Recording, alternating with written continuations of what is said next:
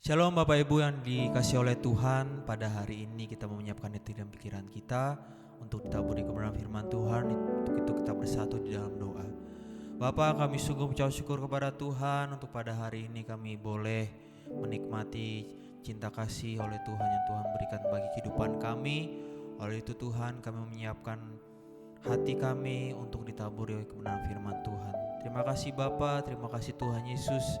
Inilah doa ucapan syukur kami hanya di dalam nama Tuhan Yesus. Haleluya. Amin.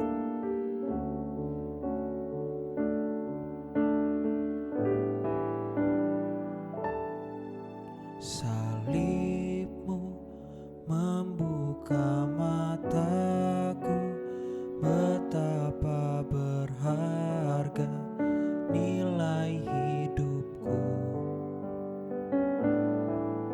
menanggung semua dosaku, berikan hidupmu menggantikan diriku, bukan karena kebuatanku, anugerah yang selamatkanku. Yesus, apa arti hidupku bila kau tak berikan nyawamu yang terbaik tersedia bagiku. Ku bersyukur atas kasih karunia-Mu.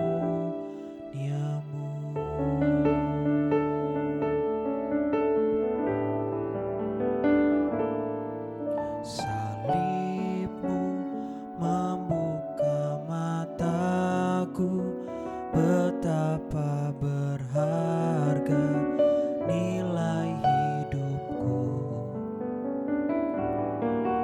menanggung semua dosaku, berikan hidupmu menggantikan diriku, bukan karena perbuatanku, anugerah yang selamatkanku. Yesus, apa arti hidupku bila kau tak berikan nyawamu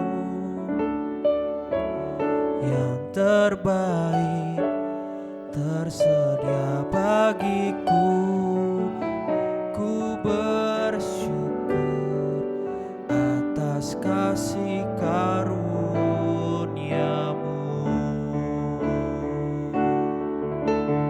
Oh Yesus, apa arti hidupku bila kau tak berikan nyawamu yang terbaik tersedia bagiku.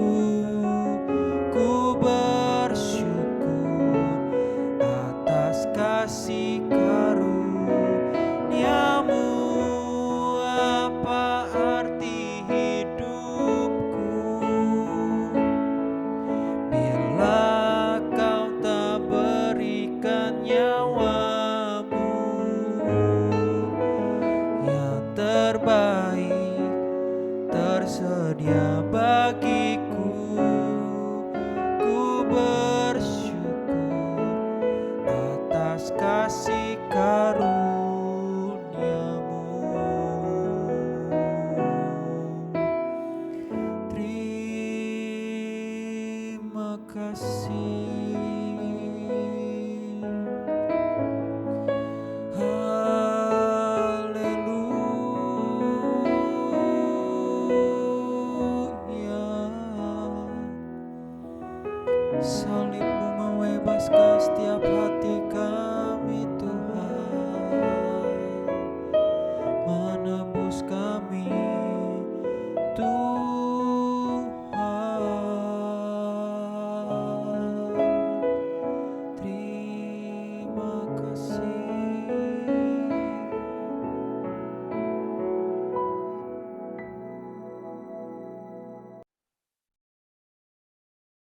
Shalom, puji Tuhan, Bapak Ibu yang saya kasihi di dalam Yesus Kristus.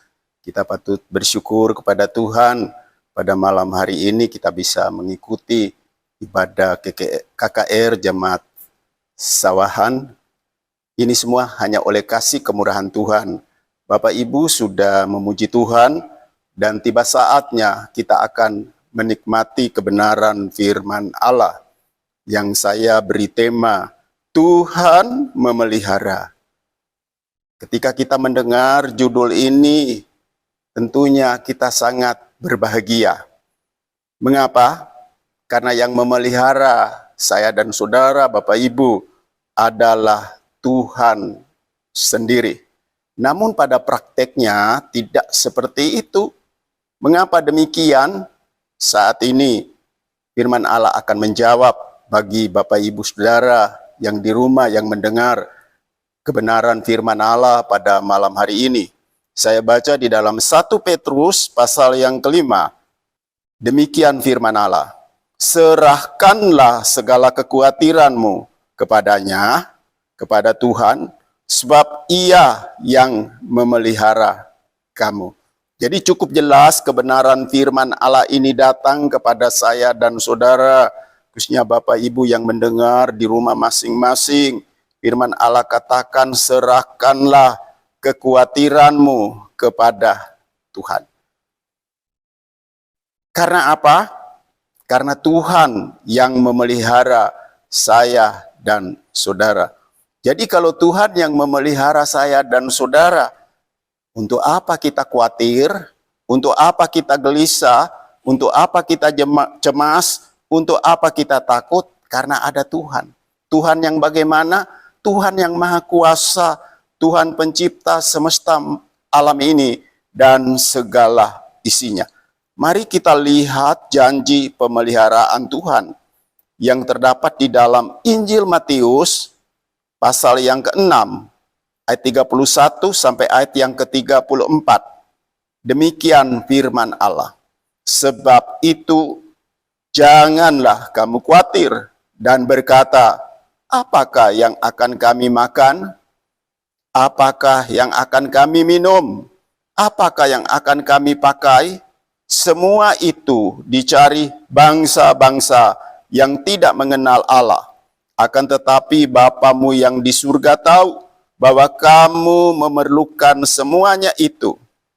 Tetapi carilah dahulu kerajaan Allah dan kebenarannya, maka semuanya itu akan ditambahkan kepadamu. Ayat 34, sebab itu janganlah kamu khawatir akan hari besok, karena hari besok mempunyai kesusahannya sendiri. Kesusahan sehari cukuplah untuk sehari. Cukup jelas kebenaran firman Allah ini. Yesus katakan, jangan khawatir masalah hidup. Apa itu masalah hidup? Firman Allah katakan, apakah yang akan kami makan? Apakah yang akan kami minum? Apakah yang akan kami pakai? Jadi cukup jelas kebenaran firman Allah ini, sehingga Yesus berkata, lihat ke langit, burung-burung tidak pernah menabur, tidak pernah menuai, tidak pernah menyimpan dalam ladang, tapi puji Tuhan, firman Allah katakan, dipelihara oleh Tuhan. Kalau burung dipelihara oleh Tuhan, apalagi saya dan saudara di hadapan hadirat Tuhan, pengikut Yesus kita ini paling istimewa di mata Tuhan. Dan firman Allah katakan, semua itu dicari bangsa-bangsa yang tidak mengenal Allah. Jadi masalah hidup tadi itu dicari bangsa-bangsa yang tidak mengenal Allah. Bagaimana dengan saya dan saudara yang mengenal Allah? Berarti kita mengetahui bahwa Allah yang memelihara saya dan saudara. Sehingga firman Allah ini katakan, tetapi Bapamu yang di surga tahu bahwa kamu memerlukan semuanya itu. Jadi apa yang menjadi kebutuhan lahiriah ini, Bapa di surga tahu. Kalau Bapa di surga tahu segala kebutuhan saya dan saudara, bahkan firman Allah tadi katakan, jangan khawatir, serahkan sama Tuhan. Sehingga apa yang kita kerjakan di dunia ini, usaha pekerjaan kita, bentuk apa saja, pasti kalau kita berharap kepada Tuhan, menaruh iman kita kepada Tuhan, diberkati oleh Tuhan. Dikatakan di sini, tetapi Bapamu yang di surga tahu bahwa kamu memerlukan semuanya itu. Jadi apa yang menjadi kebutuhan jasmani kita, supaya tubuh jasmani kita ini hidup, menjadi sehat, menjadi kuat, Bapa di surga tahu. Jadi ketika saya dan saudara bekerja, apa yang kita kerjakan Tuhan buat berhasil. Tuhan memberkati kita. Sehingga firman Allah ini katakan, Yesus katakan, carilah dahulu kerajaan Allah dan kebenarannya. Puji Tuhan. Saya dan saudara harus cari kerajaan Allah. Di mana di dalam kerajaan itu ada Allah. Mungkin ketika saya dan saudara belum diberkati oleh Tuhan sebagai anak-anak Tuhan, kita salah cari kerajaan. Mungkin kerajaannya dunia, kerajaannya manusia. Tentunya kalau kerajaan dunia, kerajaan manusia itu sangat terbatas. Tapi kalau kita cari kerajaan Allah, dikatakan di sini, carilah dahulu kerajaan Allah dan kebenarannya, maka semuanya itu akan ditambahkan kepadamu. Jadi kerajaan Allah itu di dalamnya itu ada kebenaran. Apa itu kebenaran? Kebenaran itu adalah firman Allah yang saya sampaikan pada malam hari ini, di mana Bapak Ibu mendengar firman Allah itu adalah kebenaran. Manusia tidak ada yang benar. Itulah sebabnya manusia perlu dibenarkan melalui apa? Melalui kebenaran firman Tuhan. Sementara saya dan saudara mendengar, menikmati firman Allah pada malam hari ini, disitulah kita dibentuk oleh Tuhan. Dan kita bisa tahu apa yang salah, apa yang kurang dalam hidup kita. Kita rindu untuk memperbaharui hidup kita supaya sesuai dengan kehendak Tuhan. Supaya di hati saya dan saudara itu benar-benar ada firman, ada kebenaran Tuhan. Ketika kebenaran firman Allah itu kita terapkan dalam hidup ini, firman Allah ini katakan, maka semuanya itu, apa yang menjadi kebutuhan kita setiap hari akan ditambahkan kepadamu.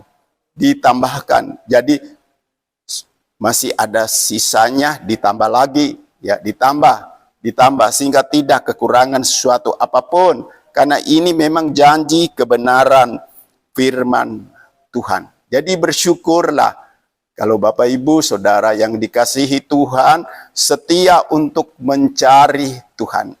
Jangan lupa di mana saja kita datang beribadah, di situ kita mencari Tuhan, mencari hadirat Tuhan.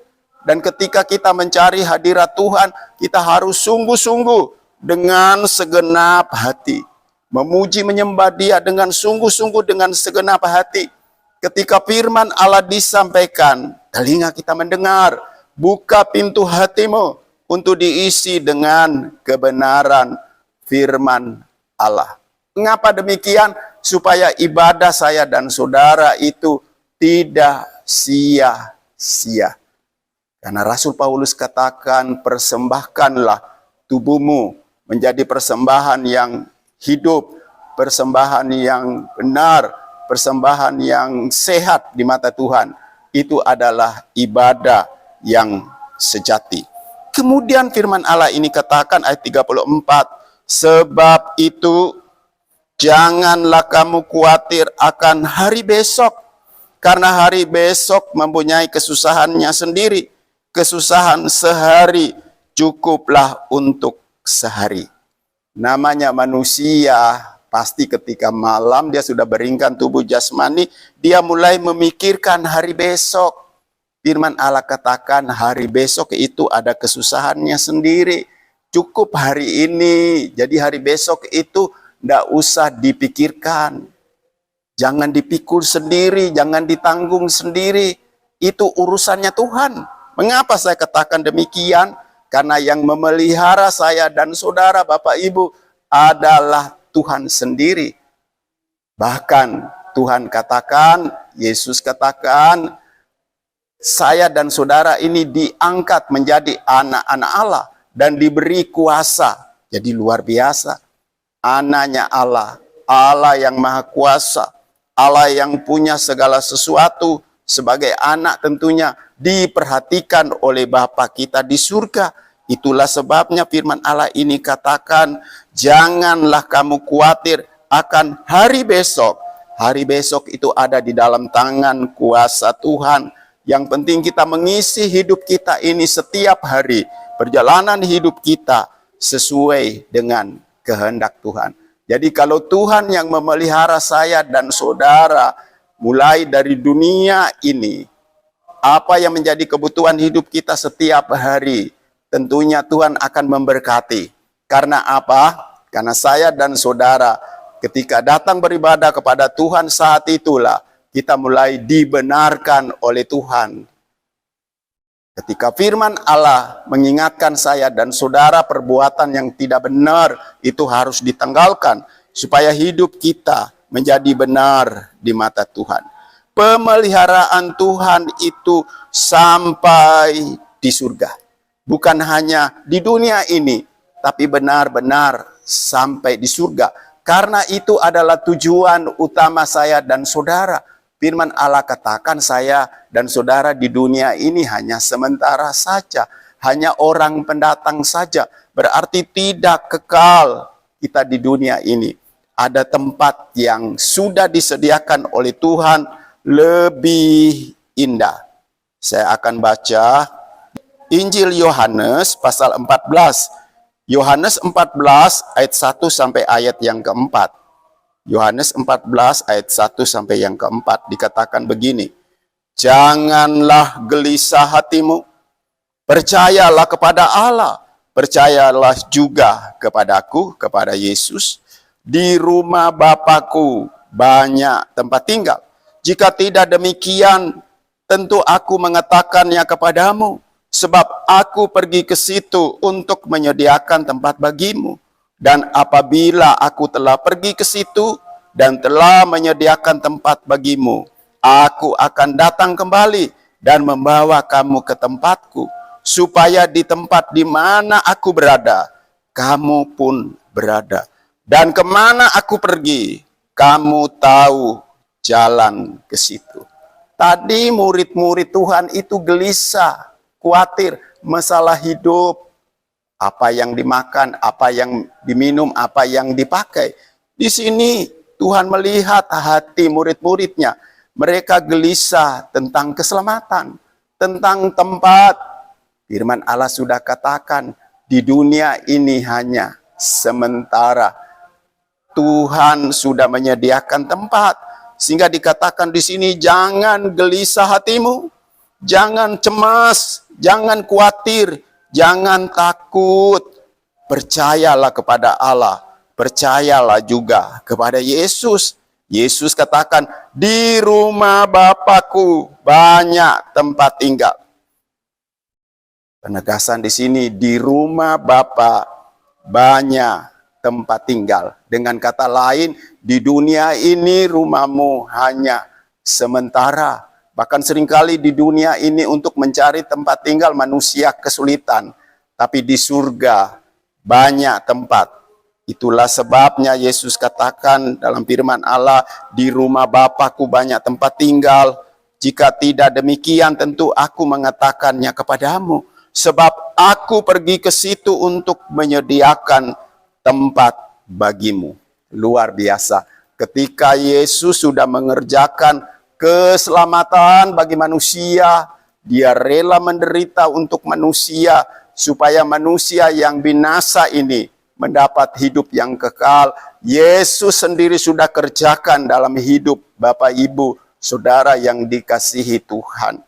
Dia sudah mengerjakan keselamatan itu, bahkan dia sendiri yang menyediakan tempat yang mulia, tempat yang indah. yang disebut surga.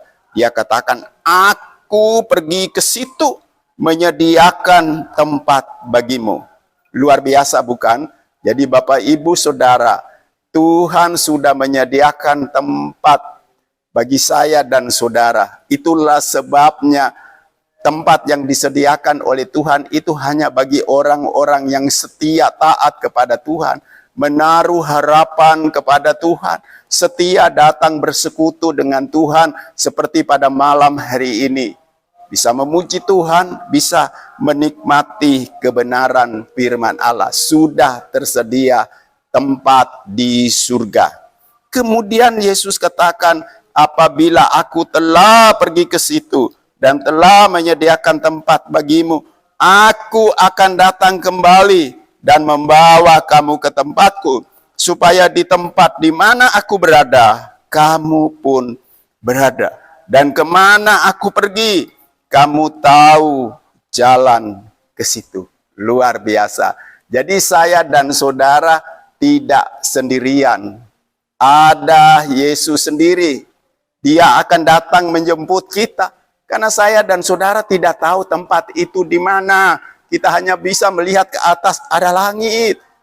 Katanya Yesus, kita itu di tempat yang maha tinggi.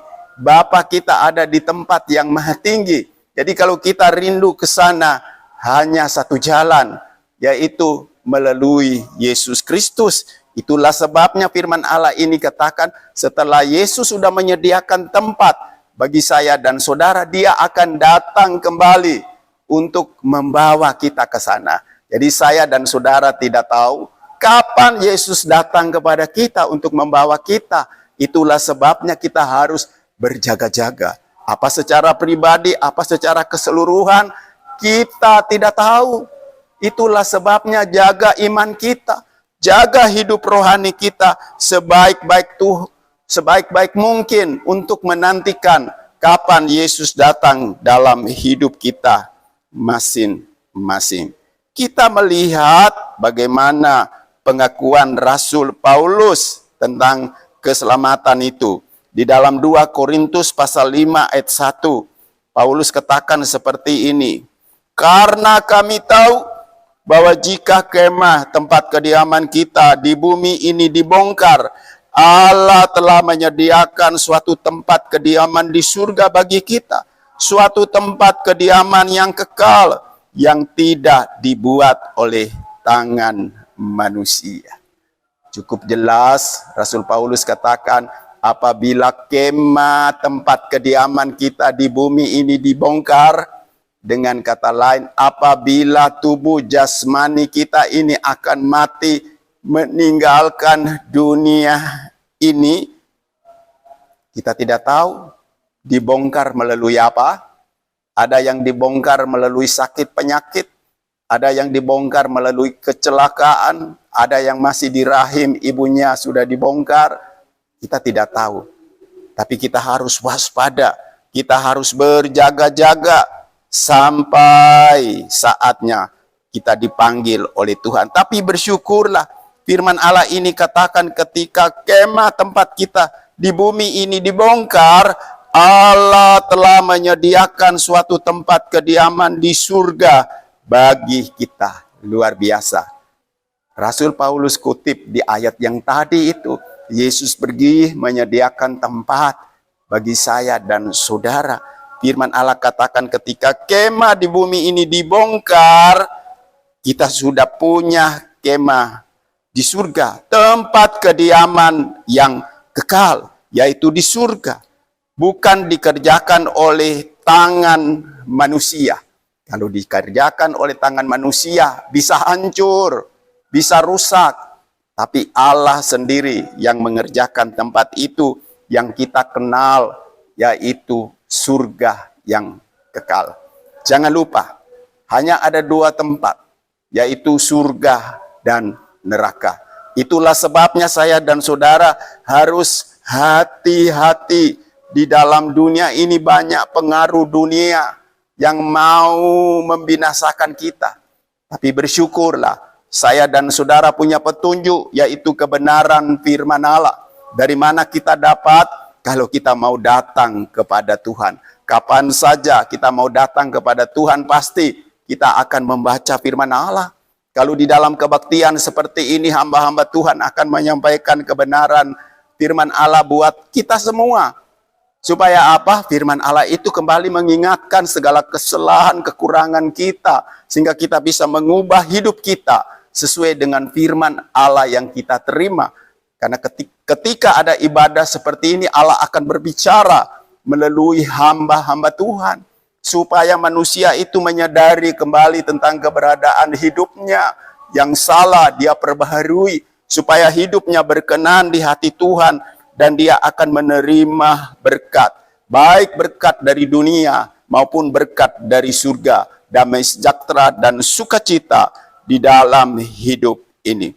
Kemudian Rasul Paulus katakan di dalam 1 Tesalonika pasal 4 ayat 14 dikatakan demikian. 1 Tesalonika 4 ayat 14, karena jikalau kita percaya bahwa Yesus telah mati dan telah bangkit, maka kita percaya juga bahwa mereka yang telah meninggal dalam Yesus akan dikumpulkan Allah bersama-sama dengan Dia. Jadi firman Allah ini katakan, jikalau saya dan saudara Bapak Ibu percaya bahwa Yesus telah mati. Mengapa Yesus telah mati? Karena dia rela datang menderita di dalam dunia ini, bahkan dia pikul salib. Dia digantung di atas kayu salib. Dia menanggung segala dosa umat manusia. Karena apa? Karena akibat dosa adalah maut, kematian kekal. Tapi puji Tuhan, Yesus mau menanggung penderitaan itu melalui tubuhnya, melalui dirinya di atas kayu salib. Supaya saya dan saudara yang binasa ini, kita memperoleh hidup yang kekal. Firman Allah katakan, jikalau kita percaya bahwa Yesus telah mati dan telah bangkit, maka kita percaya juga bahwa mereka yang telah meninggal dalam Yesus akan dikumpulkan Allah bersama-sama dengan Dia. Jadi cukup jelas kebenaran firman Allah ini. Kalau kita percaya Yesus telah mati, Yesus telah bangkit, apa yang terjadi?